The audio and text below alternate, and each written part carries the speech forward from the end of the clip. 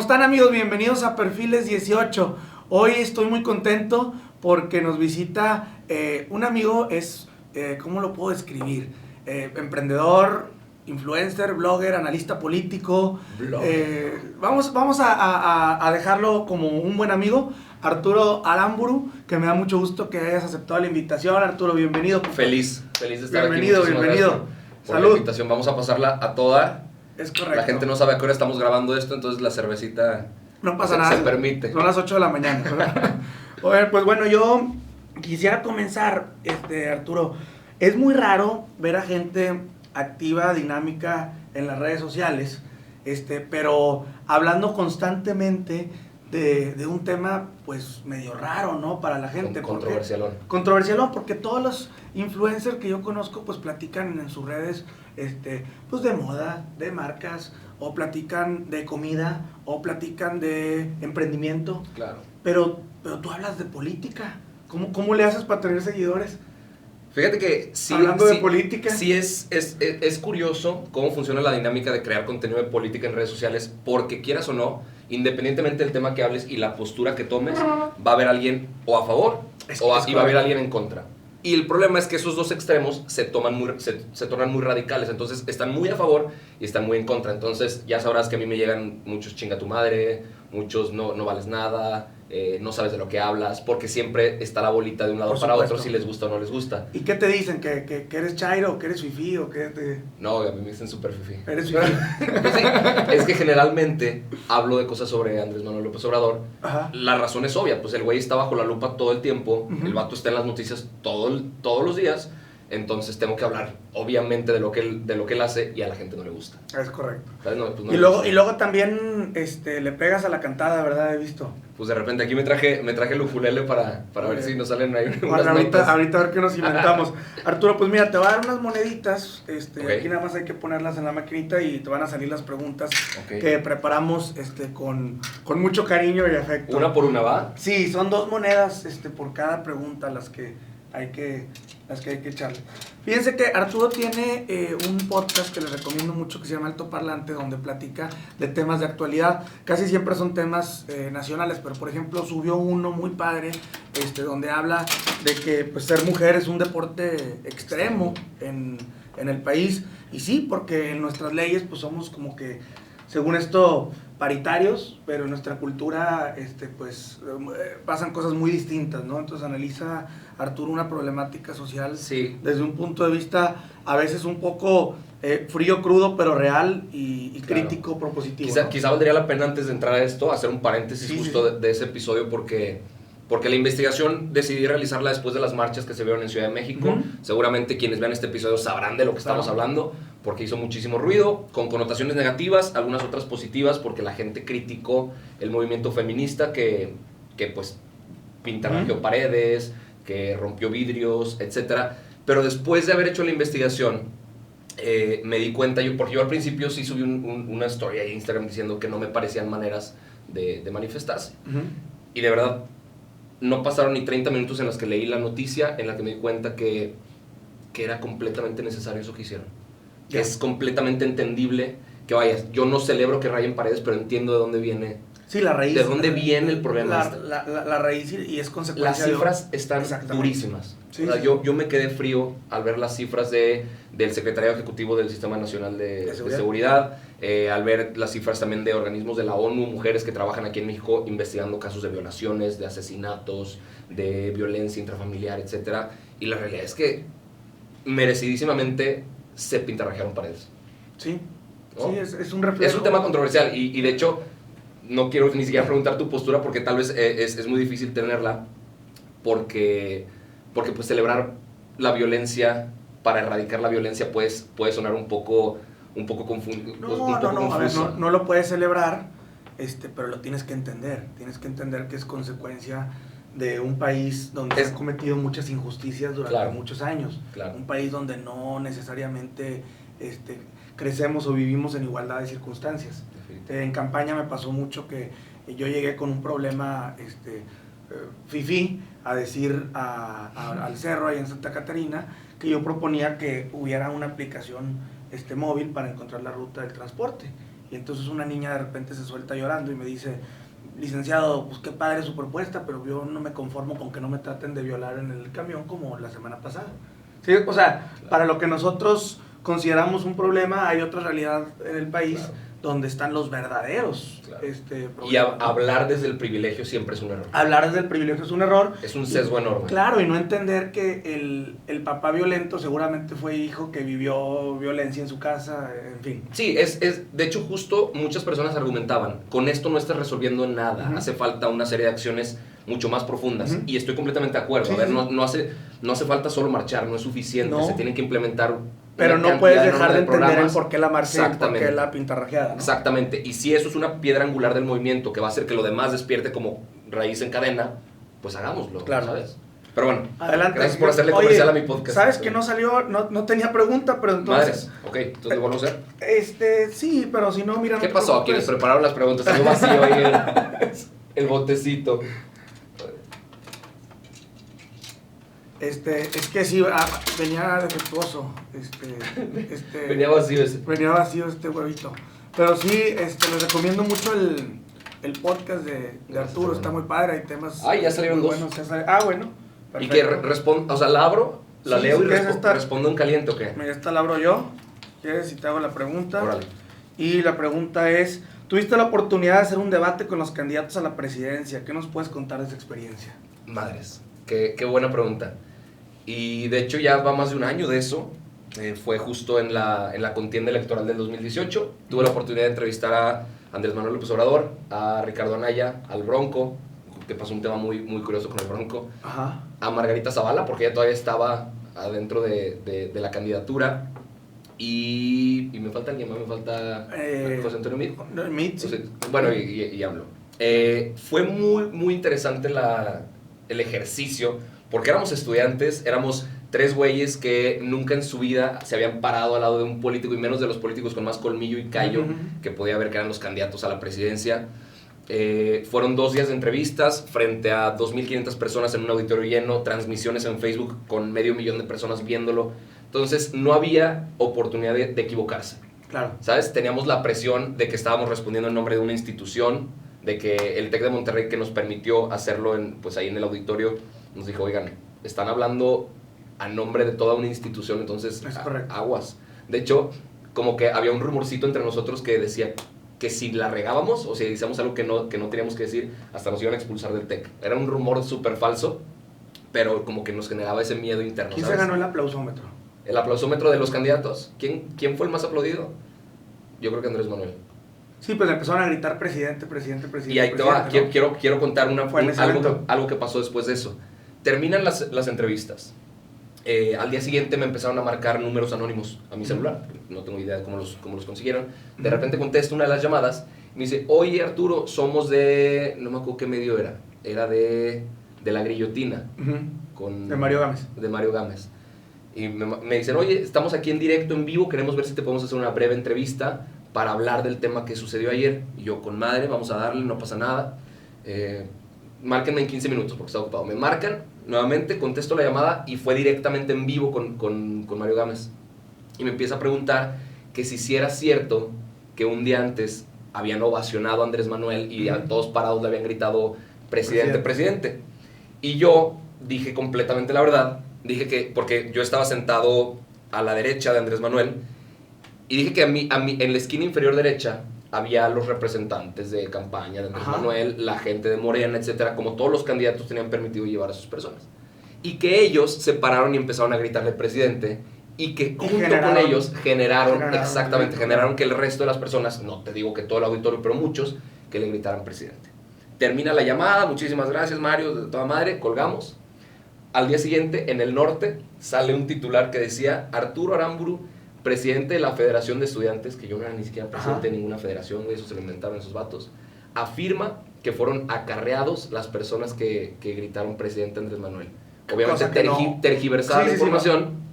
Acto siguiente, los estudiantes del TEC empezaron a subir fotos a Twitter de su credencial del TEC, le tapaban algunos datos personales que no querían que se viera, la subían y ponían el hashtag yo sí grité presidente, algo así. Sí, o sea, no soy acarreado. No soy acarreado, que yo soy un estudiante del TEC que fui y están oprimiendo mi voz diciendo que soy un acarreado, yo sí apoyo a Andrés Manuel.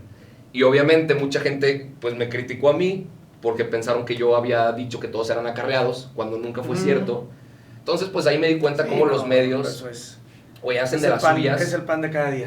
Digo, tú tienes que vivirlo. Así es. Todos los días tienes que cuidar, y lamentablemente tienes que cuidar cada palabra que utilizas porque no sabes cómo va a ser utilizada. Y creo que eso justamente ha hecho que el nivel de debate político se vaya al piso. Exacto. Porque nadie puede hablar ni con los huevos necesarios, ni con la claridad necesaria, porque pues muy poca gente se atreve porque saben que puede afectarles para el resto de su carrera alguna palabra que digan mal. Por supuesto, y que te ganes una etiqueta de Lord algo, de no sé qué. Pues yo fui Lord Calcetas. Tú eras Lord Calcetas. Yo era Lord Calcetas porque, digo, no se va a alcanzar a ver en cámara, pero utilizo calcetas de colores y con rayitas neón y cosas así. Siempre los uso. Y el día de las entrevistas me puse calcetas rosas, fosforescentes. Y pues obviamente se veía el escenario y 2 puntitos rosas hacia abajo. ¡Qué chido! Quedan mis tobillos flacos. ¡Qué chido! Y la gente dijo, este cabrón, cómo se pone calcetas rosas, cómo se atreve, qué poca seriedad. Y ahí no tenías el pelo blanco. Y no, imagínate, güey, no, si hubiera salido con el pelo blanco hubiera sido un desmadre. Pero me llamó la atención que les llamó, o sea, que la gente le puso más atención a un color de calcetines que a lo que dijeran los candidatos, ¿no? Por supuesto. ¿Esta la abro yo y es para ti o qué? No, pues, bueno, como tú quieras, es para ti, pero, o sea, creo que están personalizadas. Pues digo, esta podríamos responder a los dos. Dice, Dice, ¿qué te apasiona? Creo que no sé qué hacer por allá, pero ¿qué me apasiona? Y me gustaría que tú también la contestaras, porque creo que nuestros puntos de pasión convergen en gran medida. Cada quien desde su trinchera, tú desde un partido político, yo completamente neutral y apartidista, pero los dos estamos intentando transformar el modo en el que se vive la política en el país, de cierta manera. ¿Eso es lo que te apasiona?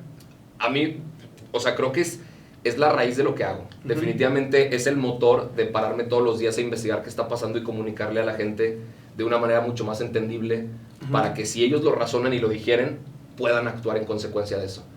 Porque y tu aportación a la sociedad es muy valiosa porque estás generando cultura política. Estás generando que se eleve el nivel de debate y de cultura haciendo cool algo que para la gente no es cool. Sí. Entonces estás trasladando el lenguaje y recalcando la importancia de participar. Sí, definitivamente, porque no podías hacer nada al respecto si no entendías qué estaba pasando. Exactamente. Y el problema es que muchas veces el papel del político, la figura del político, está arriba de un pedestal muy alto, y tú como ciudadano pues lo ves desde abajo, chiquito, como inalcanzable, y hay una brecha muy muy grande entre las dos partes. El problema es que esa brecha se sigue haciendo más grande y más grande y más grande, y le damos más poder a los políticos irresponsables, que digo, no todos son irresponsables definitivamente. Me queda claro que en todos los partidos y en todos los niveles de gobierno hay gente muy capaz y muy fregona, pero los casos que más ruido hacen son los casos de los malos. Son los malos, totalmente. Entonces generalizamos ese papel y nos alejamos cada vez más. Ahora fíjate, yo contestando esa pregunta también te puedo decir que lo que más me apasiona es precisamente eso. Lo que más me apasiona es mi trabajo. Lo que más me apasiona es que siento que ahorita tengo el mejor trabajo que he tenido en toda mi vida, porque es el trabajo que más disfruto todo el tiempo. Que no puedes hacer todo lo que quieres, o sea, idealmente pues quieres un mundo mejor, un país mejor, y tienes ideales, tienes principios y quisieras lograr todo. Llegas y te das cuenta que eres uno de 42. A lo mejor los otros 41, pues a lo mejor no todos piensan igual, o algunos tienen la misma visión, pero de otra manera. Eres uno de 42 en el estado, luego en el resto del país. Entonces eres así una cosita chiquitita en el enorme poder que tiene México. A mí sí me apasiona, yo no le tengo miedo a lo que muchos políticos sí le tienen miedo, decir que están buscando el poder. Porque dicen, no, si digo que estoy buscando el poder, van a decir que soy un ambicioso. A mí no me da miedo decir que estoy buscando el poder para utilizar el poder en la medida de mi alcance para generar un beneficio a la comunidad. Y eso es lo que me apasiona, porque puedes lograr cambios, puedes hacer muchas cosas. Se piensa que no, pero un artículo de la ley, una fracción que puedas cambiar, puede representar una transformación enorme en la vida de muchísimas personas, ¿no? ¿No crees tú que esa inocencia con la que se llega al ámbito político nunca debería perderse? Porque, por ejemplo, si yo le platico a alguien que tuviera, en un caso hipotético, tengo intereses políticos para entrarle a algún partido, la respuesta inmediata es, ¿cómo te metes a eso? Es un cochinero, no sabía que quería ser un ladrón, o que no sabía que quería ser un corrupto.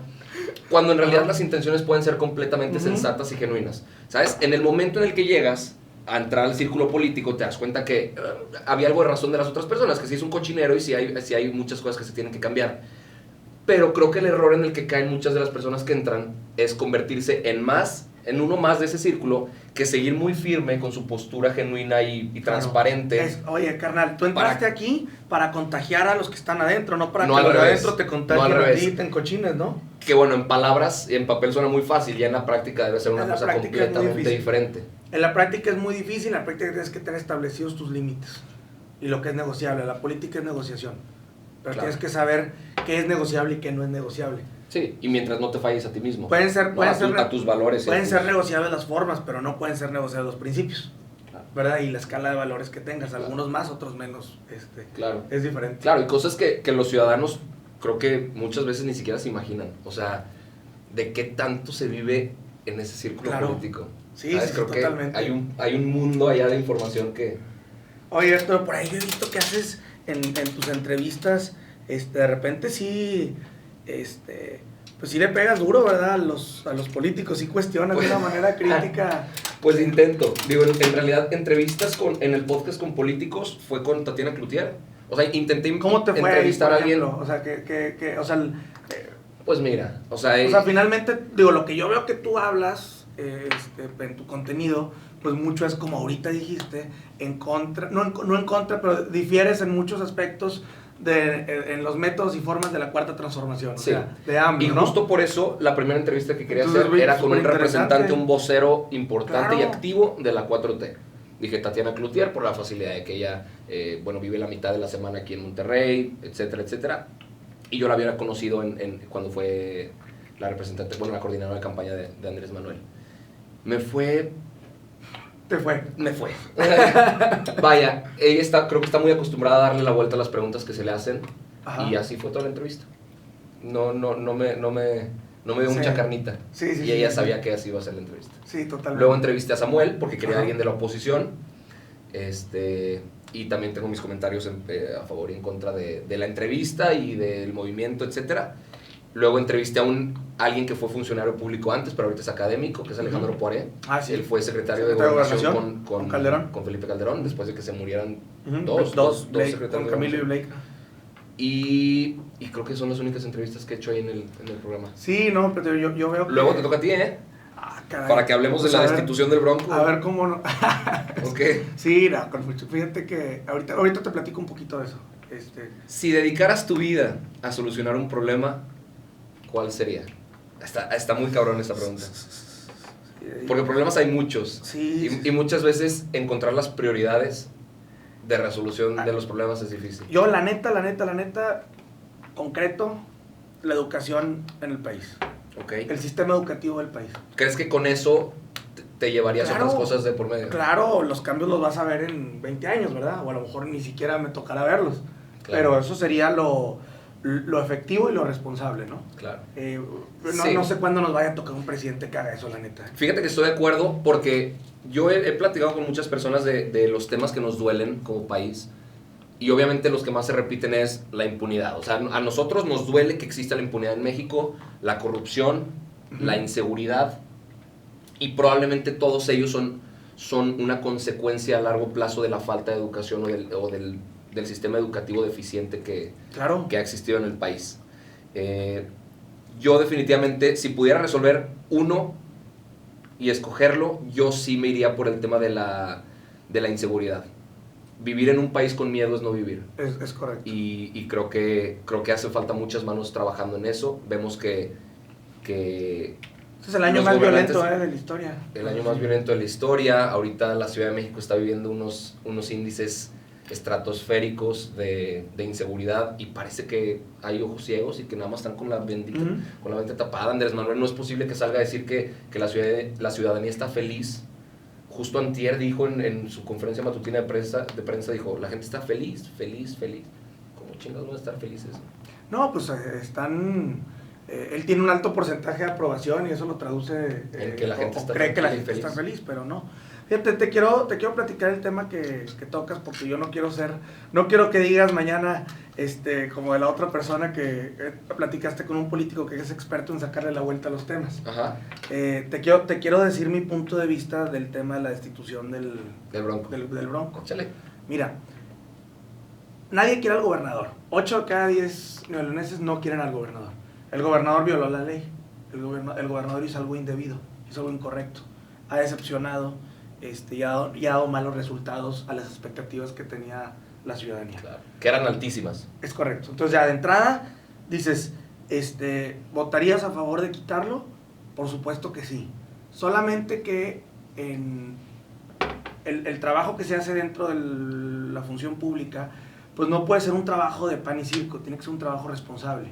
Y si tú quitas al gobernador de una manera irresponsable, o sea, sin una estrategia jurídica bien armada y bien hecha, en 3 semanas un juez te lo va a regresar. Claro. Él va a interponer un juicio de derechos políticos, lo va a ganar y lo van a regresar de gobernador. Sí. Y al final la gente se va a quedar con la percepción de que fuimos parte de un circo. Entonces, por supuesto que sí, siempre y cuando exista la factibilidad y la viabilidad jurídica para que realmente se lleve a cabo. Claro. Pero nada más hacerlo por un show para ganar votos o simpatías, pues creo que no es algo muy responsable que digamos, ¿no? Creo que hay que analizarlo desde el punto de vista político, pero también jurídico, es una decisión jurídica, ¿verdad? A lo mejor lo que estoy diciendo no es muy popular que digamos, no, pero bien, es la neta. Más bien yo creo que esa postura la comparten muchos en el Congreso, ¿no? O sea, hacerlo, pero hacerlo con las maneras y las formas hacerlo bien, correctas. No nada más gritar, ay, sí, vamos a quitarlo. Y que yo con el Bronco sí le está dando miedo. No, pues cómo no, está viendo definitivamente. Que de hecho, si alguien es en serio. Del equipo del Bronco llega a ver esa entrevista, yo estoy buscando una entrevista con el Bronco para el podcast. Todavía no te la dan. No me la dan todavía. Pues ojalá la estén viendo, por favor. Ojalá la estén viendo. Ahorita hacer mi segundo round con ese vato. A ver qué pasa. Siguiente, ¿tenemos tiempo todavía? Sí, vamos a darle una más. No sé cuánto podemos durar aquí. Vamos a darle una más. Sí, digo, yo creo que nos podemos quedar 5 horas. Traes muy buena plática. No, ya no hay tiempo. Producción me anda diciendo que no. Vamos a otra pregunta más. Va. Vamos a otra pregunta más. A ver, pues. También para los dos, ¿ok? Órale, va. Porque es la de cierre. Vamos a ver. Qué buena pregunta. ¿Te has arrepentido de algo que le hayas dicho a algún político o de tomar alguna postura? Está muy buena esta pregunta. Y es que, ¿qué es el arrepentimiento? Yo creo que si pudiera regresar el tiempo no haría esto, ¿no? Es que no, yo sé que he dicho cosas incorrectas, sé que me lo pude haber ahorrado. Ajá. Pero eso no significa que no lo hubiera hecho. O sea, creo que son cosas que tenían que haberse dicho. No sé, a ver, pero primero tú, que tú sí tienes que tomar una postura todos los días en el Congreso. Que haya dicho. Mejor te voy a decir una que haya hecho. A ver. Me voy más allá. Yo fui diputado suplente. Fui diputado 3 semanas la legislatura pasada. Fui diputado 3 semanas porque yo era suplente de un amigo. Mi amigo se casa, se va de luna de miel. Y entonces pues, yo entro en su lugar 3 semanas. Tomé protesta como diputado. A cuidarle el changarro. A cuidar el changarro. Fui diputado 3 semanas. Y me tocó el debate de cuando se quitó la tenencia. Ok. Entonces, Felipe de Jesús, que era el candidato del PAN, había prometido quitar la tenencia. El Bronco había prometido quitar la tenencia y ahora se está echando para atrás. Y los diputados empezamos a apretar para que cumpliera su promesa de quitar la tenencia. Yo me arrepiento mucho del sentido de mi voto de esa vez, porque yo voté a favor de quitar la tenencia, porque creo que pensé que eso, usé criterios políticos, de esto es algo muy popular, es algo muy bueno, y hoy me doy cuenta que fue algo sumamente irresponsable votar a favor de quitarla. ¿Por qué? Porque como quiera se terminó subiendo al refrendo, porque los recursos sí se necesitaban. El problema, los países del primer mundo tienen impuestos a los carros, claro, para subsidiar el transporte público y que sea gratuito para estudiantes o para otros. Sí. O sea, son mecanismos eficientes, o lo que se recauda de tenencia se va a las vialidades y se va a otras cosas. Oye, aquí el problema es que se lo clavaban o lo mal usaban. Pero tú seguiste la misma postura que tenía tu compadre que estaba en luna de miel, ¿o qué? No, porque seguro él estaba en luna de miel, sí, a toda madre, dijo que me va a cuidar bien el seguí la postura que todos los diputados que estábamos ahí, porque nadie queríamos ser el malo de la película de votar en contra de quitar la tenencia. Pero me parece muchas veces que a veces es irresponsable eso de proponer quitar impuestos. Sí. Es popular, pero tú en su momento lo pensabas. Yo en su momento pensaba que la tenencia era un impuesto injusto que se creó en las Olimpiadas y que nos dejaron, ¿no? Pero en ese entonces no estudiaba temas de movilidad como ahora los he estudiado. Y Claro, ahora entiendo la ahora lógica entiendes. de las grandes ciudades, donde el transporte público es barato, tener carro es caro. Caminar es barato, andar en carro es caro.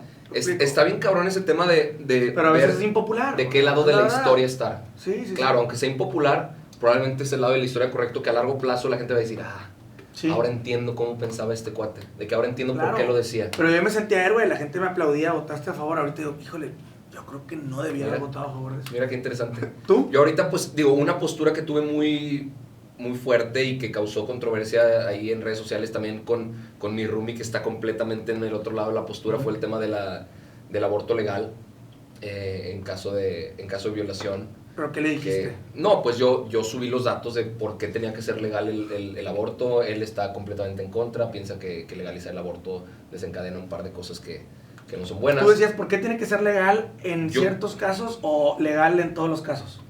Mi postura es que sea legal en todos los casos. Ok, tú subiste tus puntos de por qué crees que debe ser legal. Y puede ser una postura poco popular para una gran parte de la población, que de hecho sí se me fueron en contra y pues me empezaron a tundir ahí en redes. Pero yo creo que la conclusión de esto, del arrepentimiento que puede haber detrás de decirle algo a algún político, de tener alguna postura, es que mientras no te falles a ti mismo, a tus convicciones, a tus valores, a tus ideales y lo que creas que en realidad puede ser mejor, pues güey, si pisas callos, si a alguien no le gusta, si le echaste limón a la herida de alguien, no es tu pedo. Sí, pues, y es un tema de ideología y de congruencia. Y la congruencia La es congruencia. que lo que hagas tenga que ver con lo que piensas, ¿no? Claro.